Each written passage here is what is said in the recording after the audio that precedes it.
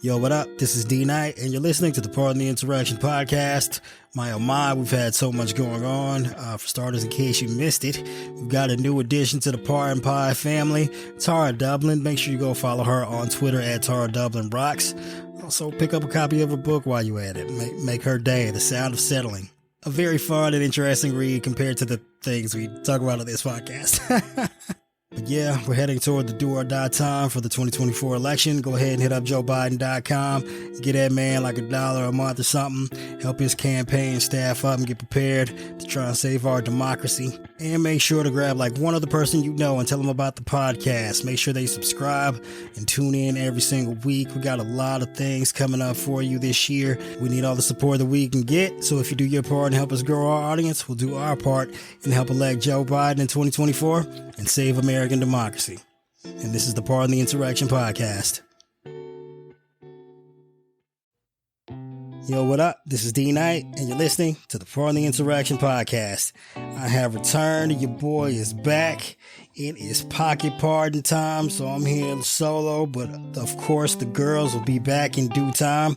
And if you enjoyed those couple of episodes with our new co-host, Tara Dublin, make sure you go ahead and hit her up on the Twitter at Tara Dublin Rocks.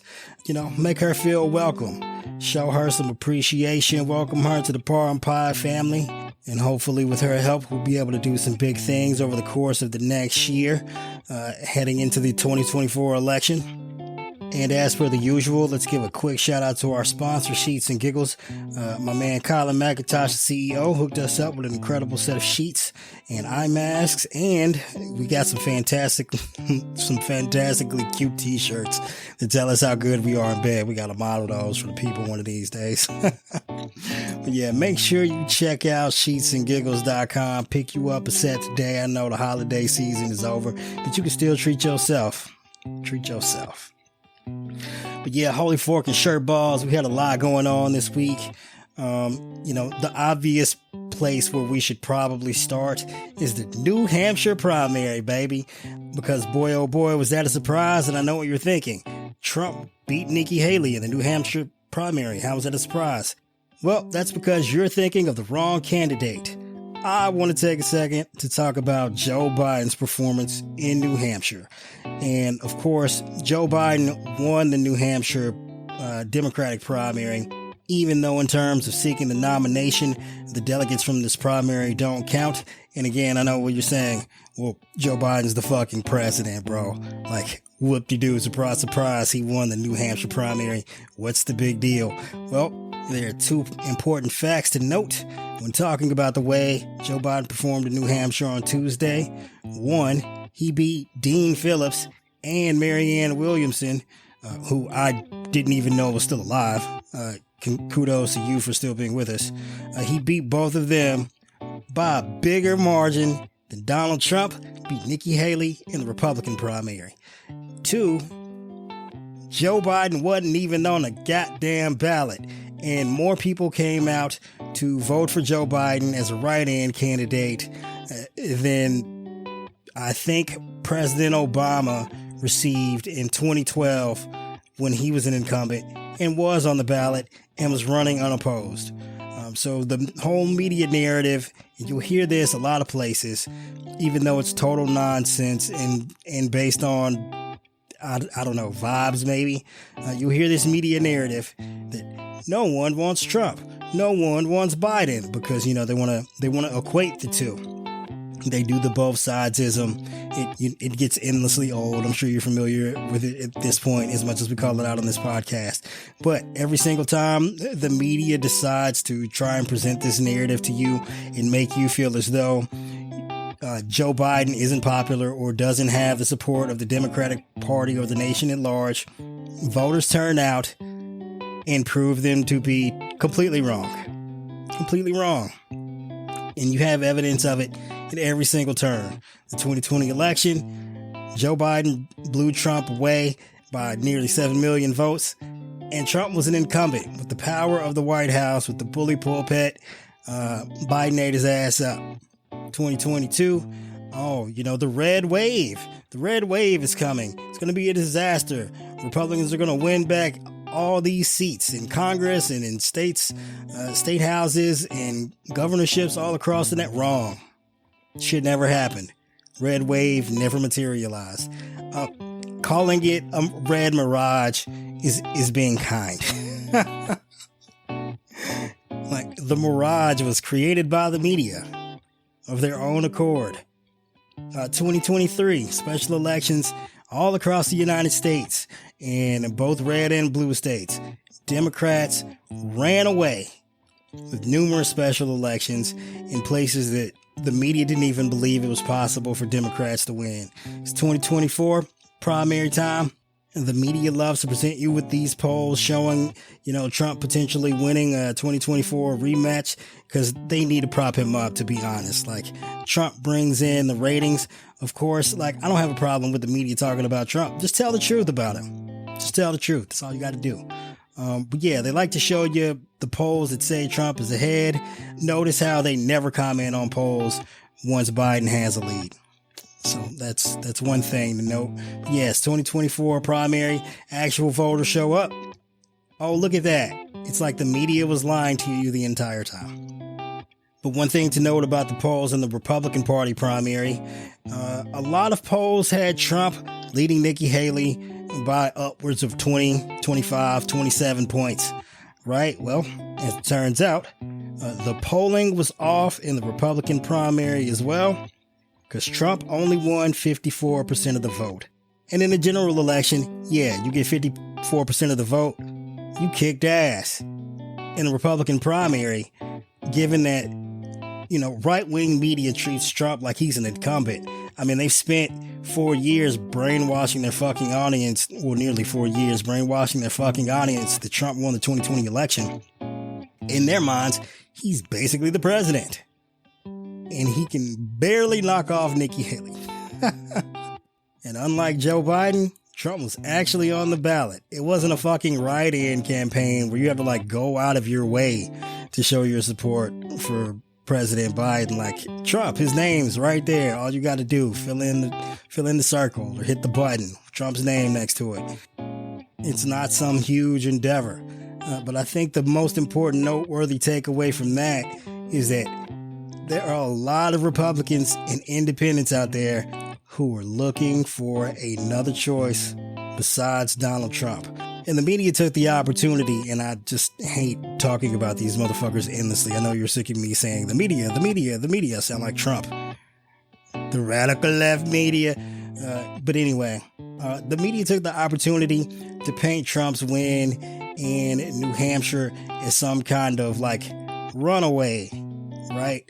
Oh, he ran away with it. He totally destroyed Nikki Haley. She's probably going to drop out. Yet, Joe Biden got a larger percentage of votes in the Democratic Party than Trump did in the Republican Party. And you don't even hear any mention of that. But that's okay. It's totally fine. That's why I exist, to give y'all the real shit.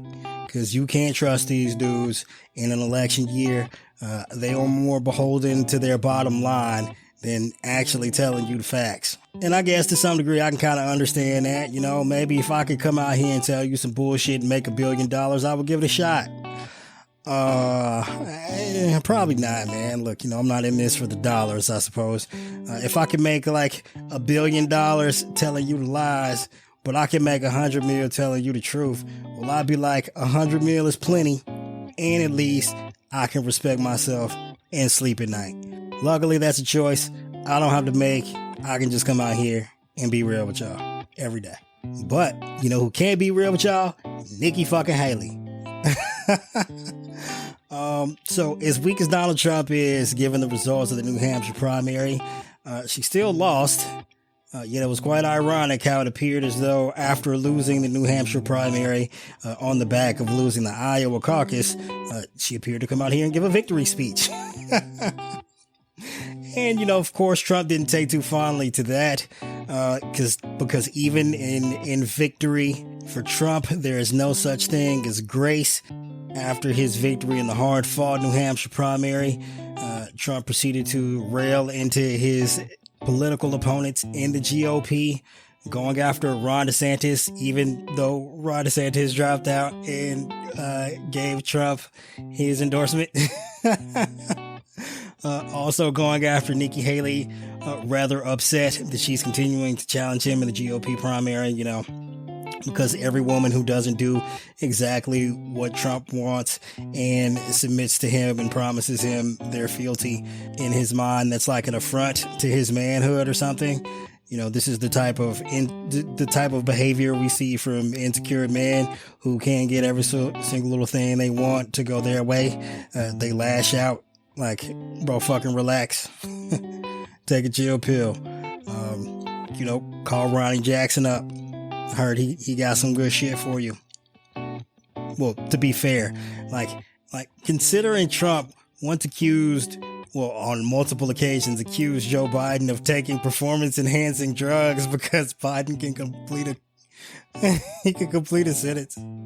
Unlike Trump here, who can't even remember who he's running against in the GOP primary, whether it's Nikki Haley or Nancy Pelosi. Maybe it's because both of their names start with N. I don't know. Just to get through one of these speeches for Trump, because I assume everything is a confession. He's probably the one taking performance-enhancing drugs, but we'll get back to that in just a moment. But yeah, even in defeating Nikki Haley, he threatened her, saying that if she doesn't drop out, she'll be investigated for things that she doesn't want to talk about. And, the Trumpy voice, she'll be investigated for things she doesn't want to talk about. And all that crazy shit. This is hilarious, dude. I'm enjoying watching Nikki Haley get a taste of their own medicine. They kowtowed to this dude for years, knowing he was fucking insane. But because he was doing all of this wild shit and attacking Democrats, they were like, great. Now that he's doing it against them, they're like, oh, actually, this is not so ideal, is it? Yeah, you're just lucky he's not behind in these primaries, or he'd be out here saying the GOP primary is rigged. Which, by the way, it appears as though the Republican National Committee is passing around a resolution that they're hoping they can get enough votes on to just give Trump the nomination, declare him the Republican primary candidate for 2024, foregoing the primary altogether, completely eliminating the opportunity for Republican voters to choose their candidate. This is one of those instances in which I believe, I would refer to this as rigging the election. Oh, man, don't you love when Republicans use their own insane, underhanded tactics against themselves? Happy times. Now, I imagine this resolution won't get enough votes, and it appears as though there's a post on Truth Social from Trump saying that he appreciates the RNC in their attempt to, look, I can just read it. While I greatly appreciate the Republican National Committee wanting to make me their presumptive nominee, and while they have far more votes than necessary to do it, I feel, for the sake of party unity, that they should not go forward with this plan, but that I should do it in the old-fashioned way, quote-unquote, and finish the process off at the ballot box. Thank you to the RNC for the respect and devotion you have shown me. Trump 2024. Now, a couple things about that. Obviously, if Trump was losing these fucking primaries, he'd absolutely be demanding that the RNC make him the fucking nominee, regardless of what the voters want, because Trump can't stand to lose. And not only can he not stand to lose, the last thing he can possibly have is another Republican beating him. And then two, I'm assuming that even though he does have the lead, if they had the votes to do it, they would do it. And Trump would welcome it. Because clearly, by the way, he's going off at Nikki Haley and threatening to have her investigated. He clearly wants the nomination that bad. He would take it. This is a fucking facade. This is just his way of admitting that it's not going to happen. But they're trying the shit. Yes, they are.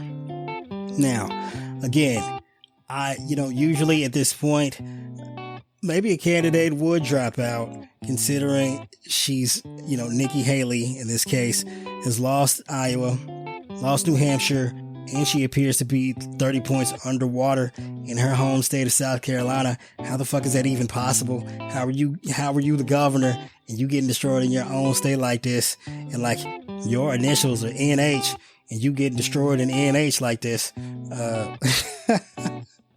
Maybe a candidate in this position in another time would, concede the primary to the stronger candidate. But we're in a unique set of circumstances. Why is that? Because Trump has been criminally indicted on 91 counts in multiple jurisdictions. And not only that, he's also facing a number of civil trials where he could potentially lose his fucking businesses in New York. And he's also, as we speak, currently on trial in New York for defaming E. Jean Carroll by saying that he didn't rape her, when in fact a jury found that he did and was liable for sexual assault and other things that he said about her. In fact, this is like the second defamation trial.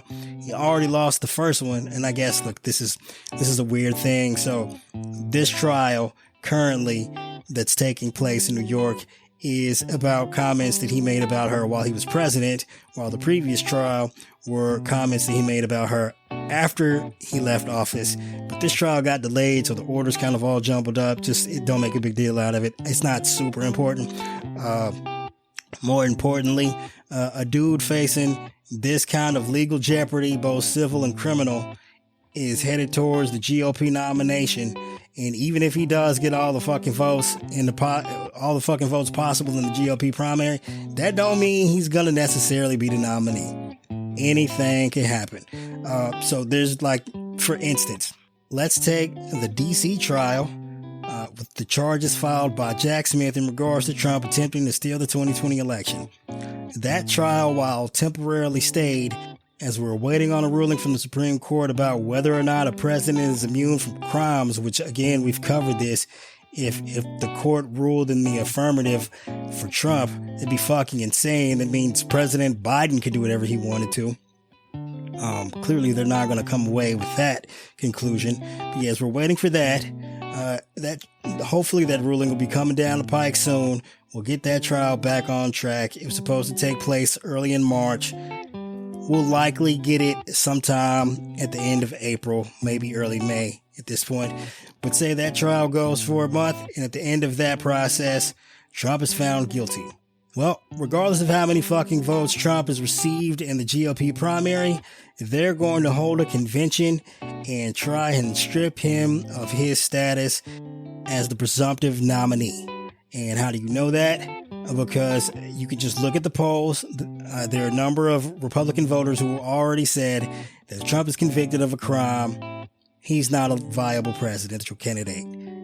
They're not going to vote for him. So the RNC isn't going to let a guaranteed loser who's also a convicted criminal, especially one who's convicted of trying to steal an election, they're not going to let that dude on the ballot. But what they would have to do is find a candidate who is viable. And obviously, Nikki Haley is remaining in the race to be that candidate should such a set of circumstances come to pass. In other words, it's a bitch move. She spent all this time not running against Trump, like not campaigning with the idea of beating Trump, but just like Republicans all over the country and all in Congress, like hoping that Democrats do her dirty work for her. Right? That's the game plan. She spent all this time not attacking Trump, basically kissing his ass, saying his policies were amazing and she'll support him. And if she happens to win the nomination and go on to become president, she'll give him a fucking pardon and everything. The whole shebang. Yet no matter what insane asinine behavior he engages in, even to the point of threatening her, she refuses to actually attack him in any substantive manner. I mean, when he confused her with Nancy Pelosi, she did kind of basically call him brain dead. But I mean, like, whoop-de-doo, like, congratulations on pointing out the fucking obvious one time. Can you do a little bit more of that? Maybe, I don't know, spend all of your time treating the GOP primary like you're in a race against that guy It might be helpful in case you want to win, instead of hanging around and not losing long enough for like the criminal justice system to do its part and get Trump up out of there. I mean, I guess there's also, again, like we're waiting on a ruling from the Supreme Court on whether or not Trump should be barred from the ballot for engaging in insurrection. Like, who knows when that ruling is going to come.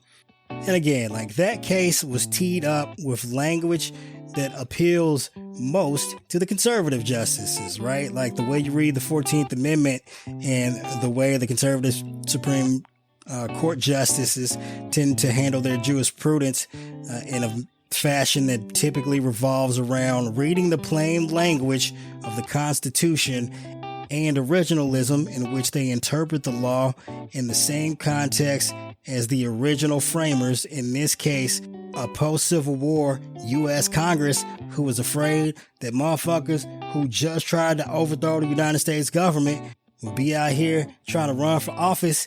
And in that case, if they won, they wouldn't have to overthrow the government. They would have control of the government. And like that Congress didn't like charge nobody with no fucking crimes. They ain't charged nobody with insurrection. The statute wasn't even invented yet. It wasn't even on the books. That was just like, yo, these dudes trying to overthrow the government. Get them the fuck off the ballot. Like, what are we doing here? And that was that. And such should be the case for Donald Trump, because we all watched January 6th happen live on television. We all saw it. We all watched it unfold with our own eyes. We all listened to the broadcast. We all saw the videos. We saw them again during the impeachment, not long thereafter. We saw them just endlessly. We've been watching these fucking videos of violence unfolding at the Capitol, egged on by Trump, and watched as he sat in the fucking White House, hoping that it was somehow successful. And hours later, after they failed to find Congress, after they failed to find Mike Pence, after the fucking National Guard and the FBI showed up and got them motherfuckers up out of the building, that's when he was like, all right, kids, go home. I guess we're done here. Like, that guy should clearly be off the ballot. Clearly. And that's after a Colorado judge found that Trump did indeed engage in insurrection. The Colorado Supreme Court found that yes, the 14th Amendment does apply to Trump. It applies to presidential candidates. Get his ass up out of here. And by the clear and plain language of the Constitution, you would expect that conservatives on the Supreme Court would be like, yeah, get his ass up out of here. But you can't count on that, because we got a number of those dudes who are being, bought and paid for by right-wing billionaires who want their guy in office, whether he's insane or not, whether he'll destroy the country or not, because, dollars are more important than the fucking end of our democracy to some of these people. I think it was Roy Wood Jr. that said this is what an NFT is like Clarence Thomas, like he's owned by Harlan Crow, but we can still see him. And Trump's hand-picked cronies that he appointed to the court, like, we have no idea what the fuck they're going to do. And that is the real problem, right? Because the answer is clear and obvious, but we have no idea what the justices are going to do, because it's flat-out cronyism. And beyond that, you would think that, like, if you have a case pending before the Supreme Court where they're going to rule whether or not you're eligible to be on the election ballot because you engaged in because you engaged in insurrection, you would think maybe, just maybe, you might want to sit your ass down somewhere and chill the fuck out and not give them any ammunition. What did Trump do? Well, earlier today, with the situation in Texas, where Greg Abbott is using the National Guard to obstruct federal agencies from doing their job at the border, also in violation of an order from the Supreme Court, Trump decided that he was going to encourage all of the red states to send their National Guard to Texas in the event of some conflict between Texas and the federal government. You know what that sounds like to me? Conservative states taking their militias and preparing them for a conflict with the federal government. You know what that sounds like, don't you? You know what that sounds like, don't you? And that is exactly why the Supreme Court should take his ass off the ballot. And that concludes this episode of Pardon the Insurrection.